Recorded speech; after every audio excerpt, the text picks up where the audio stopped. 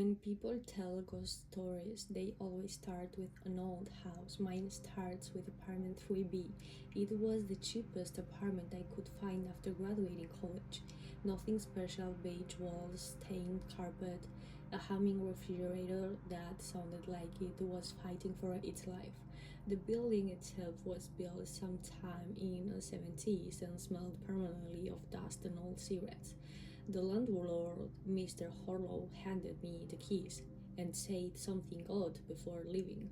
If you ever notice another door in the hallway, don't open it. Then he laughed. At least I thought it was a joke. For the first 3 months, life was normal. Work, sleep, microwave dinners. The hallway outside my apartment had exactly 6 doors. 301, 302, 3A, 3B, storage, laundry. I knew because I walked past them every day. Then one Thursday morning, I left for work and nearly dropped my coffee. There was a seventh door. It sat between the laundry room and my apartment. Dark gray, no apartment number, no peephole, no handle, just mold painted wood. I assumed maintenance had installed something overnight, except there wasn't enough wall there before. I actually measured it after work. The hallway was somehow 8 feet longer than it had been the day before. I know how impossible that sounds. I measured it 5 times. I asked my neighbor, an elderly woman named Martha, about it. She stared at me for several seconds before answering. What door? The gray one? There isn't a gray door. She looked genuinely confused. I pointed directly at it. She looked through it, no past it, through it, like it didn't exist. Then she slowly backed into her apartment and locked the door. That night I couldn't sleep. Around 2:13 a.m. I heard knocking, not at my door, at the gray one. 3 slow knocks, then 3 more, then silence. I opened my apartment door just enough to peek outside. The hallway was empty. The gray door stood exactly where I'd seen it earlier. As I watched, something knocked again, from the inside. The next morning, the door was gone. The hallway was normal. Again. Exactly 6 doors. I convinced myself I'd imagined the entire thing. Stress, lack of sleep, too much caffeine. That explanation lasted until Friday, because the door came back. This time it had a brass handle.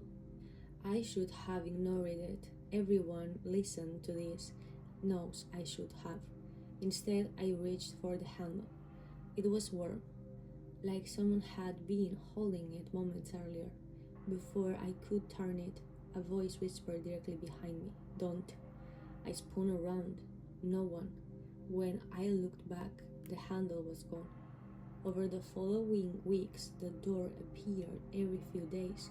Each time it looked slightly different, sometimes old wood, sometimes black metal, sometimes covered in scratches, sometimes dripping with water. But every version felt hungry. That's the only word that fits. Hungry. Things in my apartment started changing. Tiny things. A chair would be facing the wrong direction, family photos moved a few inches. My phone alarm would be set for impossible times. 3:03, 2:22, 4:44. I blamed myself until I noticed something impossible. Every clock in the apartment closed exactly 13 minutes overnight. Not 12, not 14, always 13. Then I started hearing footsteps only after midnight. Slow, bare feet, walking down the hallway, stopping outside my apartment, waiting, walking away every single night. The security camera should have shown something, they didn't. Management checked the footage. The hallway stayed completely empty, while the sound of footsteps echoed through the recording. Mr. Horlow refused to let me watch it twice. His hands were shaking. One evening I found a note slid under my door. It was written on yellow paper that felt strangely damp. It contained only one sentence. Stop looking at it. No signature. I asked every tenant. Nobody admitted leaving it. Martha wouldn't even answer her door anymore. I finally confronted Mr. Horrell. The moment I mentioned the great door, all color left his face. He unlocked an old filing cabinet and pulled out a photograph. It showed the third floor hallway, taken in 1988. There it was, the great door, exactly where I'd seen it. There were 12 tenants back then, he whispered. What happened to them? He folded the photo. They opened it. That was all he would say. The next day, his office was empty. A handwritten sign said the property had been sold. No forwarding address. No phone number, just gone. Curiosity became obsession. I began waiting for the door, taking pictures, recording audio. Every photograph came out normal. 6 doors, no gray one, but the audio, the microphone always captured breathing. Not mine, someone else's, standing inches away, listening. It appeared again on October 14th. This time it stood slightly open, just enough to reveal darkness. Not the darkness of an unlit room. Real darkness, the kind that seems thick, like ink.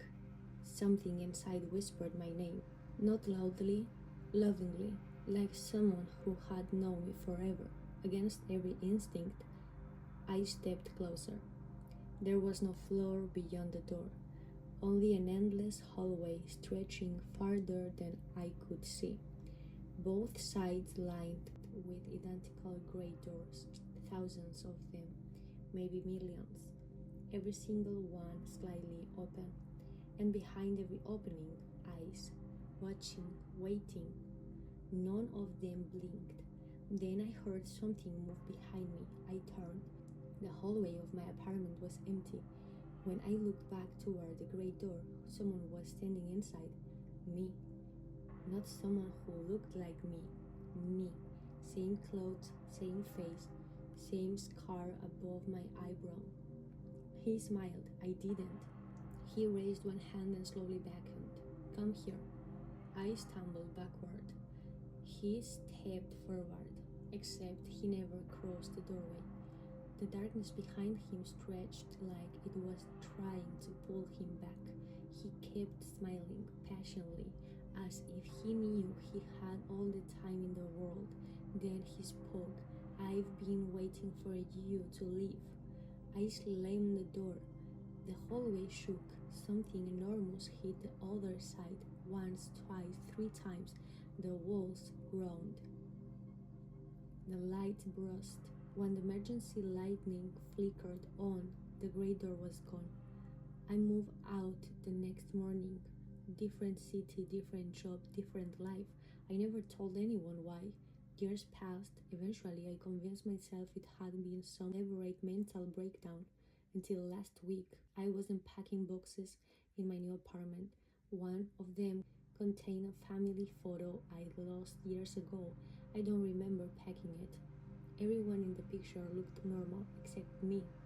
I wasn't looking at the camera. I was staring at something off to the side, smiling. On the back of the photograph, written in handwritten, I immediately recognized as my own, were 6 words. You finally left the door open. I burned the picture. The next morning, it was back on my kitchen table, perfectly untouched. I've tried throwing it away, cutting it apart, even soaking it in bleach. It always comes back, always dry, always waiting. Yesterday, I noticed something else. My apartment hallway has 7 doors. I'm certain it only had 6 when I signed the lease. The new one is gray, no number, no peephole, just smooth painted wood. Tonight around 2:13 a.m. someone knocked. 3 slow knocks, then 3 more. As I write this, I can hear the handle turning. The strange thing is I never heard the handle being installed.